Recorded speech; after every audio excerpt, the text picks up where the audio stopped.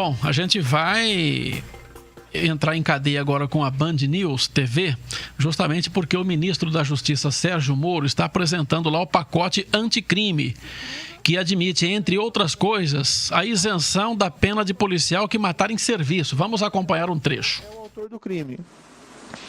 Países como os Estados Unidos têm 13 milhões de perfis genéticos armazenados. Reino Unido, cerca de 6 milhões. No Brasil, nós temos, apesar da lei ser de 2013, nós já temos uma lei que instituiu o banco, nós temos cerca de 30 mil perfis genéticos armazenados. Nem a lei atual é adequadamente cumprida, e nós vamos trabalhar para que ela seja cumprida integralmente. Uma das promessas do Ministério é que nós cheguemos em 2022 integralmente cadastrados perfis genéticos dos presos condenados aos quais a lei se refere, mas nós queremos também ampliar. Todo condenado por crime doloso tem o perfil genético extraído. Tá? Há aqueles que dizem que isso fere um princípio da não autoincriminação. Não, ninguém está obrigando o preso a confessar. O que o princípio da vedação da autoincriminação estabelece é que você não pode extorquir confissões, e não que você não pode colher o fio de cabelo ou passar um cotonete na boca do condenado, porque foi condenado, para integrar o perfil genético dele, o Banco Nacional de Perfis Genéticos. A ilustrar, os países que deram origem ao princípio da não autoincriminação, que é os Estados Unidos e o Reino Unido, tem lá, respectivamente, 13 e 6 milhões de perfis genéticos extraídos e inseridos nesses bancos. Também aqui relevante nessa linha, também de incrementar instrumentos de investigação, a criação de um Banco Nacional de Perfis Balísticos, que é o DNA da arma de fogo utilizada, e o Banco Nacional multibiométrico de impressões digitais. Até hoje nós não temos um Banco Nacional de Impressões Digitais, o que revela uma certa, vamos dizer assim, explica muitas vezes a baixa resolução de crimes violentos ou crimes em geral pela nossa Polícia Judiciária. É preciso habilitar a Polícia Judiciária a utilizar instrumentos modernos para a descoberta desses crimes. O banco de perfil balístico, como eu disse, é o DNA da arma.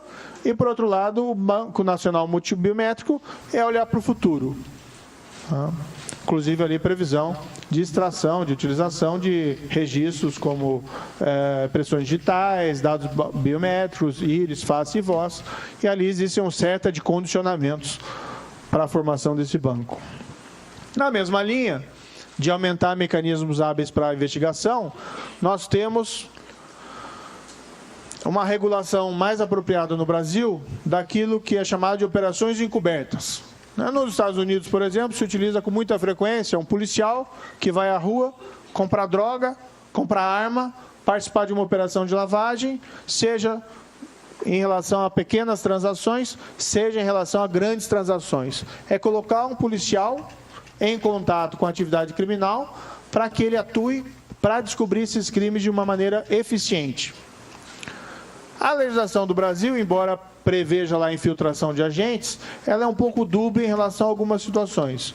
O que nós estamos colocando na lei é de uma maneira clara. Ok, acho que está um pouquinho, esse trecho está bom por enquanto, né, Rose? A gente tem aqui os detalhes, o escopo do que o ministro Sérgio Moro está apresentando, e a gente pode comentar um pouquinho aqui, antes da gente falar sobre a política doméstica, que também está pegando fogo, né, Rose? Sim, verdade. Bom, a gente tem o ministro da Justiça. Ele se reuniu com deputados e depois ele se reuniu com 12 governadores para apresentar esse projeto que tem pelo menos, Sena, 12 pontos. Alguns pontos já são conhecidos, por exemplo, como a condenação em segunda instância. Ele mantém essa questão da condenação em segunda instância, a negociação de pena entre o Ministério Público e criminosos confessos, que isso está dando um pouco de polêmica, porque, por exemplo, você cometeu um crime e você confessou, um crime político, lá qualquer, de corrupção, e você confessa e você pode fazer um acordo com o Ministério Público e ele mesmo ali pode estar decidindo pedindo a negociação da sua pena, se você pega 10, 15, esse tipo de coisa. A isenção, e aí isso aqui está atendendo um pedido do Jair Bolsonaro, que é o presidente da República, ou redução de pena para policiais que matarem uma pessoa no exercício da sua atividade. O presidente eleito queria que não houvesse nem investigação, que o policial já fosse tirado a condenação de imediato. Então, o Sérgio Moro mantém a investigação, mas permite que esse policial que chegar a matar alguém quando houver alguma questão de violência, ele vai poder, não vai ser condenado.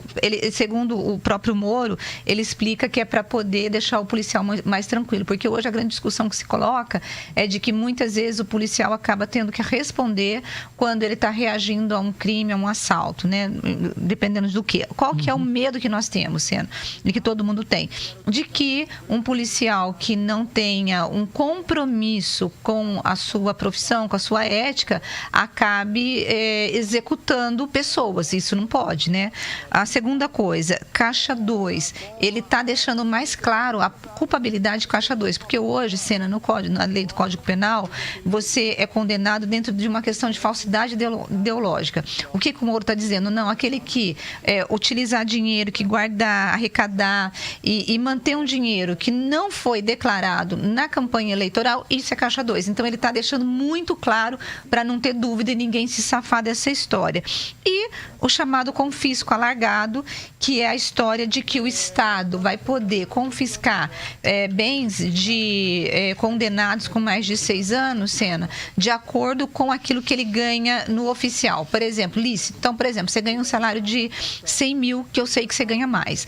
Mas vamos supor que você ganha 100 mil reais. E o teu salário daria para você ter um patrimônio de X valor. Se você tem um patrimônio 4, 5 vezes maior do que isso, vai permitir que essa diferença volte para o Estado, desde que você não consiga comprovar que você não tem outra renda. Então, é chamado confisco alargado, além de outras medidas, e tudo isso para poder conseguir reduzir, né, a questão da corrupção. Ele também, né, nesse projeto também centra fogo contra as facções criminosas, por exemplo, como já prendeu o líder de uma facção, sendo já mandar direto para um presídio de alta segurança. Então, esse projeto que ele está apresentando, que precisa do apoio dos deputados, dos governadores, porque vai ser votado na Câmara e no Senado, né? Claro, o projeto é legal, ele tem lá várias coisas que ele aperta realmente o cerco contra a criminalidade, o crime organizado e o crime de colarinho branco,